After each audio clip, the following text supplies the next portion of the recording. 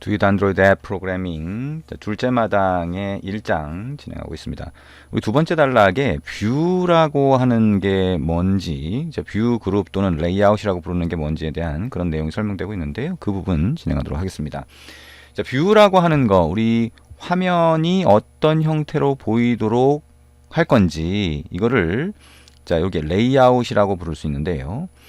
이 화면의 레이아웃 이렇게 부를 수가 있겠죠. 그리고 그 파일은 우리 왼쪽 프로젝트 창에서 보면 app 밑에 res 밑에 레이아웃 밑에 activity main.xml이라고 하는 파일이 있다 그러죠. 이게 자동으로 만들어진 첫 화면의 화면 레이아웃이라고 할 수가 있고요. 거기에 이제 텍스트 뷰라고 하는 게 하나 들어가 있는데 이게 이제 화면을 구성하는 구성 요소라고 할 수 있습니다. 이걸 이제 뷰라고 부른다라고 할 수 있고요. 이 뷰라고 하는 거는 이렇게 눈에 보이는 것도 있고요. 눈에 보이지 않지만 이렇게 constraint layout 이렇게 되어 있죠. 화면 전체를 감싸는 거긴 한데 눈에 보이는 건 아니고 화면의 일정 영역을 할당받는 거예요. 그래서 이런 것들을 뷰 그룹 또는 레이아웃이라고 부릅니다. 그래서 크게 보면 뷰들을 담고 있는 것들을 뷰 그룹이라고 부를 수 있고요. 그건 일종의 그릇 같은 거죠. 뷰들을 담아 놓는 거예요. 근데 그 뷰 그룹이라고 해서 담아 놓는 것 중에 이렇게 요 안에 들어가는 게 어떤 위치에 어떻게 가 있을지까지 결정을 해주는 걸 이제 레이아웃이라고 부르게 됩니다. 그래서 우리가 처음 이 앱을 만들었을 때는 최상위 레이아웃이라고 하는 요 가장 바깥을 담고 있는 이렇게 포함하고 있는 그 레이아웃이 컨스트레인트 레이아웃이라고 하는 걸로 구성이 되어 있어요. 그래서 이 컨스트레인트 레이아웃은 우리가 다음 단락에서 이제 좀 더 자세하게 배울 텐데요. 이 안에 들어가 있는 뷰라고 하는 것들을 상하 좌우의 점이 있죠. 그래서 이거를 어디로 연결하느냐에 따라서 이거의 위치가 결정이 되도록 그렇게 만들어주는 게 이 컨스트레인트 레이아웃이라고 하는 거예요. 그래서 가장 기본적으로 자동으로 만들어지는 레이아웃이다라고 볼 수가 있고요. 이런 레이아웃 말고 레이아웃이라고 하는 게 여러 가지가 있어요. 그 중에 여러분이 뭔가 이해하기 가장 쉬운 것 중에 하나가 리니어 레이아웃이라고 하는 게 있습니다. 여기 왼쪽에 컴포넌트 트리라고 하는 게 있는데요. 여기에 가장 최상위 레이아웃을 선택을 하고 가장 위쪽에 있는 거겠죠. 오른쪽 마우스 버튼 눌러보면 오른쪽 마우스 버튼 요 글자 위에서 눌러보면 컨버트 뷰라고 하는 게 있어요. 최상위 레이아웃을 다른 레이아웃으로 바꿀 때 사용을 하게 됩니다. 컨버트 뷰를 클릭을 해보면 선택할 수 있는 게 몇 가지가 보이죠. 리니어 레이아웃, 코디네이터 레이아웃, 렐러티브 레이아웃, 프레임 레이아웃. 레이아웃은 여러 가지 종류가 있어요. 그 중에 대표적인 거 몇 가지가 보이는 건데요. 그 중에 리니어 레이아웃이라고 하는 거 선택을 해보겠습니다. 그리고 어플라이 한번 눌러보죠. 그러면 그 안에 들어있는 텍스트 뷰의 위치가 달라졌죠. 레이아웃에 따라서 그 안에 들어가 있는 뷰의 위치가 달라질 수 있다라고 하는 거 생각하시면 되고요. 이 리니어 레이아웃 안에 들어가 있는 이 텍스트 뷰라고 하는 거는 기본적으로 오른쪽에 이런 애트리뷰트라고 하는 속성들을 가지게 돼요. 그 속성 중에서 필수 속성이 있는데요. 그 필수 속성이 뭐냐면 여기 있는 가로 크기와 세로 크기에 해당하는 레이아웃 위드스와 레이아웃 하이트 속성입니다. 왜냐하면 어떤 뷰라고 하는 게 공간을 차지를 하려면 가로 크기와 세로 크기가 있어야지 공간을 차지를 하겠죠. 그래서 그 중에 랩 컨텐트라고 하는 거는 이 뷰가 가지는 내용물의 크기만큼 채워주는 거예요. 이 안에 글자가 들어가 있죠. 텍스트라고 하는 속성을 한번 바꿔볼까요? 안녕하세요. 반갑습니다. 라고 만약에 바꾼다면 엔터 쳐보죠. 그러면 크기가 더 커졌죠. 그러니까 이 내용물이 많아지면 거기에 맞춰서 크기가 바뀌어라 라고 하는 게 랩 컨텐트라고 하는 속성이에요.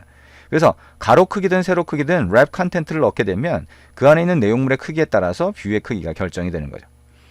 만약에 레이아웃 위드스라고 하는 거를 요거를 눌러보면 다른 걸 선택할 수 있는데요. 매치 페런트라고 있죠. 요걸 클릭을 해보면 어떻게 돼요?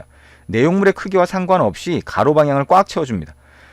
이 텍스트 뷰라고 하는 게 가질 수 있는 가로 공간은 이거를 담고 있는 이 레이아웃이 차지하고 있는 영역과 같아요.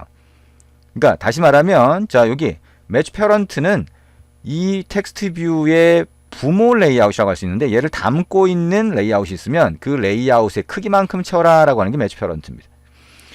마찬가지로 하이트도 텍스트 뷰에 가서요. 하이트도 만약에 매치 페런트로 하면 어떻게 돼요? 이렇게 늘어나는 거죠. 세로 방향으로도 부모 공간을 꽉 채우라 라고 하는 겁니다.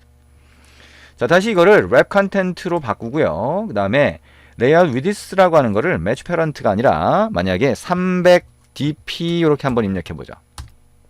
그럼 어떻게 돼요? 크기가 딱 고정돼 버립니다.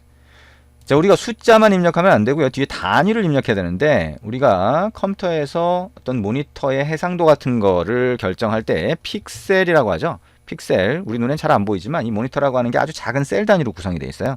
그래서 한 픽셀이라고 하는 게 하나의 셀을 얘기하는 거고요.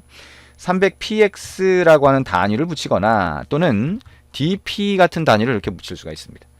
두 개가 크기가 달라지네요. 근데 어쨌든 이 단위를 붙여서 하게 되면 그 단위에 해당하는 만큼의 크기로 결정이 되는 거죠. 레이아웃 하이트 같은 경우에도 마찬가지입니다. 이거를 300dp라고 하게 되면 이런 크기로 결정이 되는 거겠죠. 자, 근데 여기 우리 요 화면에서는 이렇게 표시가 되지만 자, 이거를 다른 걸 선택하게 되면 표시가 안 되죠. 그러니까 정확히 얘가 차지하고 있는 영역이 얼마만큼인지 알 수가 없다라고 한다면 텍스트 뷰를 선택을 하고 나서 자, 백그라운드 속성, 배경 색상을 지정할 수도 있어요. 자, 여기에 여기 attributes라고 하는 창에서 자, 요걸 눌러서 전체 속성을 한번 보고요. 그중에 background라고 하는 속성을 찾아봅니다. 여기 있죠? 자, 여기다가 값을 넣을 수가 있는데요. 자, 값을 직접 입력할 수도 있고 여기 땡땡땡 버튼을 누르면 자, 이런 창이 떠서 우리가 색상을 지정할 수 있습니다. 왼쪽에서 컬러라고 하는 거 선택을 하고요. 자, 컬러 프라이머리라고 하는 게 있네요. 자, 이렇게 하면 자, 녹색이 되겠네요. 자, OK 누르면 자, 이렇게 요 영역이다라고 하는 거를 표시할 수가 있습니다. 물론 텍스트라고 하는 거의 크기라든가 글자 크기나 글자 색상도 바꿀 수가 있죠. 자, 그렇게 표시할 수 있다라고 하는 거 생각하면 되고요. 자, 다시 한번 돌아와 봅니다. 이렇게 애트리뷰트를 대표적인 것만 다시 표시할 수가 있겠죠.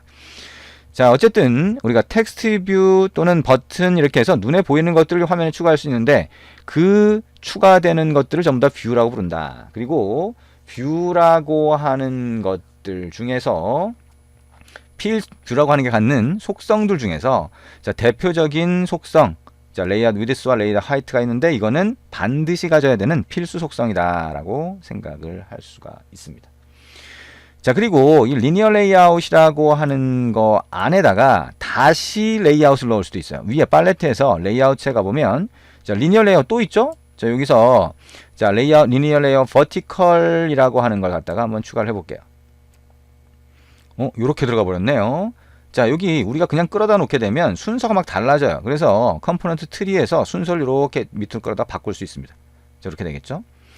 자, 리니어 레이아웃은 나중에 우리가 자세하게 배우겠지만 우리 허리젠틀, 버티컬 두 종류가 있어요. 그래서 허리젠틀은 자, 왼쪽에서 오른쪽으로 하나씩 추가를 하는 형태가 되고요. 버티컬은 위에서 아래쪽으로 하나씩 추가하는 형태가 됩니다. 허리젠틀로 되어 있으니까 텍스트 뷰라고 하는 얘 다음에 리니어 레이아웃, 버티컬이라고 하는 게 추가가 된 거죠. 근데 이렇게 하면 레이아웃 안에 다시 레이아웃이 들어가요. 그러면 그 안에다가 또 뭐예요? 눈에 보이는 뷰라고 하는 거를 추가할 수 있겠죠. 버튼을 한번 추가해 볼까요? 이 안쪽에 있는 리니어 레이아웃에도 이렇게 추가할 수 있습니다. 자, 하나 더 추가해 보면 얘는 세로 방향으로 이렇게 추가가 되는 거죠.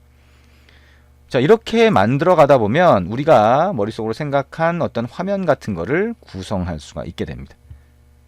자, 이게 자, 뷰라고 하는 것과 뷰를 담고 있는 뷰 그룹, 그리고 그 뷰 그룹 중에서 자, 뷰 그룹은 눈에 안 보이는 것들이 대부분인데요. 그 중에 그 안에 들어가 있는 뷰들을 배치하는 데 도움을 주는 게 레이아웃이다. 그래서 컨스트레인트 레이아웃이 자동으로 만들어지는데 그거를 리니어 레이아웃으로 바꾼 다음에 이렇게 그 안에 추가할 수도 있다. 그리고 레이아웃 안에는 다시 또 레이아웃을 넣어서 좀 복잡한 화면을 구성할 수 있다라고 하는 거 생각을 하시면 됩니다. 자, 이게 뷰라고 하는 거고요. 이렇게 눈에 직접 보이는 것들, 이것을 이제 위젯이라고도 부릅니다. 왜냐하면 뷰라고 하는 거는 우리가 눈에 보이는 이거하고 이 레이아웃을 다 포함해서 뷰라고도 부르거든요. 그래서 눈에 보이는 이 화면을 구성하는 모든 걸 뷰라고 하는 거죠. 그래서 이 눈에 보이는 것만 위젯이라고 부르기도 하고요. 그 다음에 이 위젯 또는 뷰들을 이렇게 안에 넣고 배치하는 데 도움을 주는 거를 레이아웃이라고 별도로 부릅니다. 레이아웃은 뷰 그룹이기도 하죠. 뷰 그룹이 뷰들을 담고 있는 그릇을 뷰 그룹이라고 하니까요. 그래서 이렇게 뷰 그룹, 위젯, 레이아웃이라고 하는 게 혼용돼서 사용된다라고 생각을 하시면 됩니다.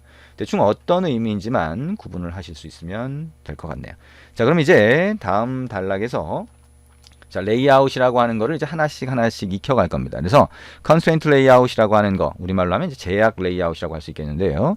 이 제약 레이아웃이 어떤 건지, 그 다음에 조금 전에 봤던 리니어 레이아웃부터 해서 자, 레이아웃을 하나씩 익혀가면서 화면을 어떤 방법으로 하면 우리가 원하는 화면을 만들 수 있다라고 하는 거 자 익혀가도록 하겠습니다.